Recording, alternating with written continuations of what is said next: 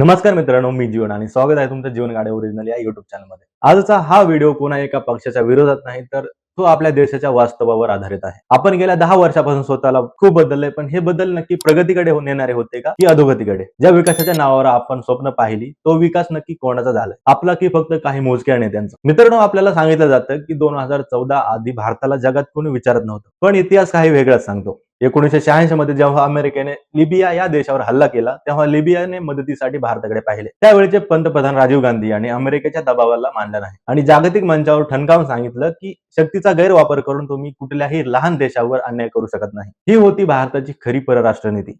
2008 चा ऐतिहासिक नागरी अनुकरण आठवा. डॉक्टर मनमोहन सिंग यांनी आपल्या पंतप्रधान पदाची खुर्ची पणाला लावली, पण देशाच्या भविष्यातील वेजीची गरज भागवण्यासाठी अमेरिकेशी बरोबरीच्या नात्याने करार केला.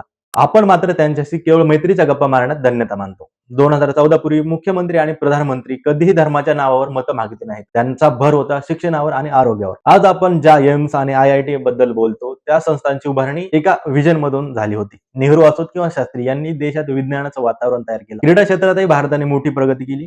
खेळाडूंना राजकारणापासून दूर ठेवून केवळ त्यांच्या गुणोत्तरावर प्रोत्साहन दिलं. तेव्हा नेत्यांसाठी देशहित हे हिंदू मुस्लिम वादापेक्षा मोठं होतं. मग ती धरणं असो, हरित क्रांती असो किंवा माहिती तंत्रज्ञानातील प्रगती, या सर्वाचा पाया 2014 पूर्वीच रचला गेला होता. तेव्हा पंतप्रधान पुजाऱ्याची भूमिका नाही तर एका नेत्याची भूमिका बजावत होते. आज विकास म्हणजे फक्त रस्ते आणि उड्डाणपूल झाले आहेत का, की मानवी विकास महत्वाचा आहे? 2014 पूर्वी कच्च्या तेलाचे भाव जगात गगनाला भिडले होते. तेव्हा एका कच्च्या तेलाच्या बॅरेलची किंमत $105 ते $110 एवढी होती. तरीही देशात पेट्रोल डिझेलचे दर नियंत्रित ठेवण्यासाठी सरकार धडपडत होतं. आणि आज कच्च्या तेलाचे भाव $50 ते $60 प्रति बॅरल आहे. तरीही कच्च्या तेलाचे दर कमी असूनही आज भारतामध्ये 100च्याही पार पेट्रोल आणि डिझेल गेलेला आहे. रुपयाची किंमत तर आज ऐतिहासिक पातळीवर घसरलेली आहे.